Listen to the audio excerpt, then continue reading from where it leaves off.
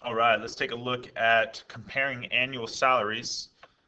So when a person is seeking a job, there are some requirements that need to be made. Usually a person needs some level of certification or a college degree. Along with job experience, having a decent education or certifications can mean the difference of landing a career or an unfulfilling job. So you're going to need some type of training or college or some type of education for certain jobs. So here are the different types of trainings. You got the on the job training, which requires no education. When a person is hired at first, training is needed.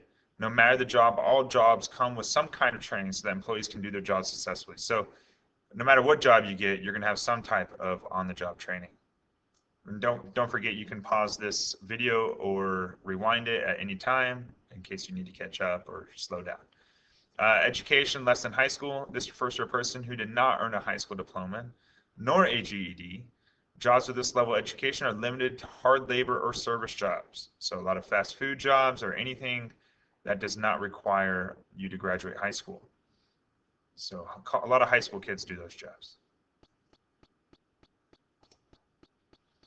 All right, some college, no degree, or high school diploma or GED. People who completed their basic education will earn more than those who do not. People who did not finish high school during their teenage years can return to receive a GED, a General Education Development Diploma. So if you do not finish high school and you get older and then you want to finish it, you can get a GED. And these type of jobs you can get are a little bit better than stuff that only high school kids can get. Some college, no degree. People that completed some course at college but did not successfully earn a degree. An associate's degree, that's 2 years of college. A lot of community colleges offer associate's degrees. Houston Community College is a good example. Bachelor's degree, a degree awarded for 4 years of college education. Majority of adults that graduate college graduate with a bachelor's degree. If you want to go for 2 more years and get specialized in a certain field, you can get a master's degree, and those are for 2 additional years after a bachelor's degree, so 6 total college years. And then you can get a PhD or a doctoral degree, and this requires 3 or more additional years after a bachelor's degree. So a lot of lawyers, doctors, and physicians require a doctoral degree. So let's look at some examples. Let's look at these careers. We've got a chemical engineer, a personal fitness trainer, and a research scientist. Job description, develop and design chemical processes, make new things using chemicals. Personal fitness trainer works with clients to reach health and fitness goals. And a research scientist analyzes information from lab trial experiments. The type of degrees or training, chemical engineer, it requires a bachelor's degree. A personal fitness trainer, you need some sort of certification, but and a high school diploma. And then finally, a research scientist, 4 years of college, plus a master's or doctorate degree. And as you can see, the pay for each one changes based on the training and education. Chemical engineer, even though it requires a bachelor's degree, it is still a hard degree to get, which is why it pays a little bit more. A lot of people want to make that kind of money, but it's hard to get the training because it's really high-level math. What do you notice about the income earned from these careers, and how might they be related to the level of training or education needed for these jobs? This is where you will have a discussion with your teacher. A typical teacher in the Houston metro area makes around $55,000 per year. How much will a teacher in the Houston metro area make after working for 20 years? So you would take this number, multiply it by 20, and that would give you $1,100,000. So if you want to be a teacher and work for 20 years, you'll make $1,100,000, but usually it will go up after each year. Not much though. Compare the earnings of a Houston metro area teacher to that of a chemical engineer. Both jobs require a 4-year degree. How much would a chemical engineer make after 20 years on the job? How much more would a chemical engineer make compared to a teacher after 20 years? So this is what you'll see on STAR most likely, or something of this nature. So a teacher will make $1,100,000. We've already figured that out. Chemical engineer, after multiplying it by 20, will make $2,041,000. So as you can see, a chemical engineer will make quite a bit more than a teacher after 20 years. Now, obviously, you want to do this on your own, so make sure that you pause the video or rewind it and try to do this on your own. So here is a sheet of a lot of different jobs and their salaries and their training. And you're going to use this sheet to answer these questions.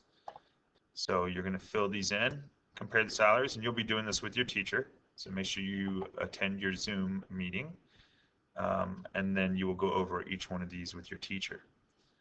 But generally speaking, the thing that you should notice about the level of education and the salaries earned, the higher the level of education, usually the higher the salaries are, unless you like own a business or something like that.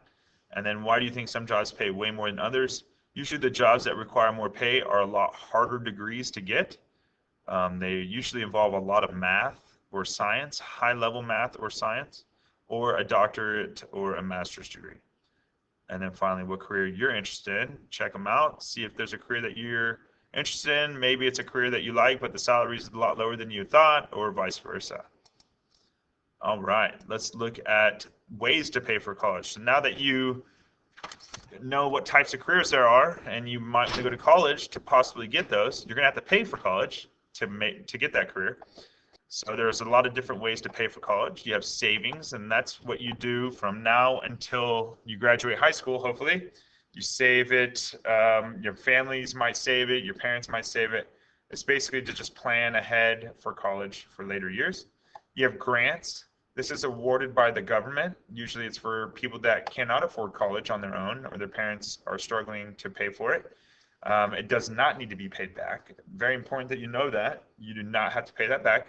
It's usually awarded to students of lower income backgrounds for their hard work. So if you're working hard in school but you can't afford college, the government may help you out.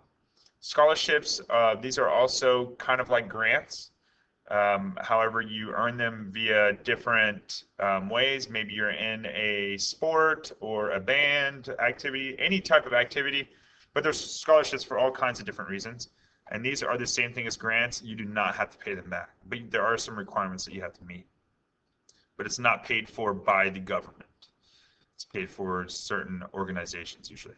Student loans, this is if you want to go to college, but you can't get a grant or scholarship to pay for it, and you haven't saved, you're going to have to get a loan. Banks will give you a loan to pay for college, but there will be interest fee and fees. So you will have to pay for this over like 15 years after you graduate college. And then finally, work-study programs. Those are programs that the college offers. If you are in college, they will allow you to work to earn some of that money back, but they will limit your hours, and usually they're pretty hard to get. So if you're relying on work-study programs, it may be pretty hard. So let's look at an example here. Kira earned a scholarship that pays 75% of her college costs. If Kira's 4 years at the University of Houston will cost Kira $27,000 total, then how much money does Kira still need to pay? So we're going to take that $27,000, we're going to multiply it times 75% or 0.75. Remember, you need to change it to a decimal, or you can set up as a percent ratio. Go ahead and do that on your own, and you should get $20,250 that she's paid off. So we're going to take how much she's paid off and subtract that from $27,000, and that'll give you how much money she will have left to pay. And in this case, it's $6,750. So Kira still will have to pay some, but she has a pretty good scholarship. Let's look at some other examples. Remember, do these all on your own, and then we will go and then play the video. So try to do these on your own. Jamie plans to attend the University of North Texas for the next 4 years. Each year will cost Jaime $21,500 in tuition and dorm. So each year, so there's going to be 4 of those years. So we're going to have to take this number and multiply it by 4 eventually. He receives a federal Pell Grant for $5,000 each year. So once again, 5,000 times 4, so $20,000, and that's a grant, so that's free money, and a scholarship for a total of $25,000. So not each year, but a total amount. Jamie comes from a low-income home and is considering a student loan to cover the remaining costs. How much will Jamie need to borrow in order to pay the rest of his college expenses? So our total tuition, that's how much it's going to cost for him to go to school. We're going to take that $21,500 each year for his dorm, and so he's going to pay for his classes and his living, so $86,000. The scholarships, remember, that is going to be 5,000 times 4, so $20,000, and then also the $25,000 in one payment, so $45,000. So he's going to take the $86,000 minus the $45,000, and that means he will have to borrow $41,000, or he or she will have to pay $40,000 in loan for student loans. Make sure you go ahead and try this one as well on your own. Colton's grandparents saved $225 each month, so 12 months, $225 times 12 for 18 years, so times 18 as well. Colton is now 18 years old and plans to attend the University of Houston.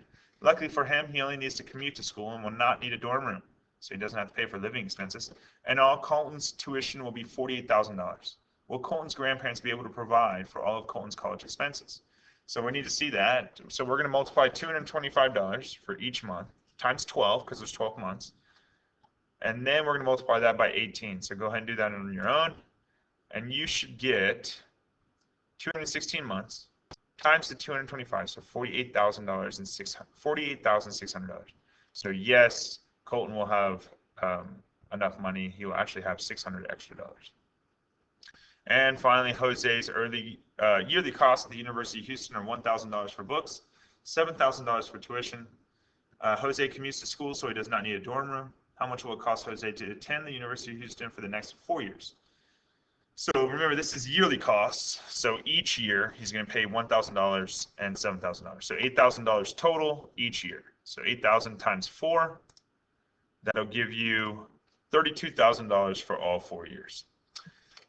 All right. Y'all have a wonderful day. Make sure you reach out to your teacher if you need any help with anything.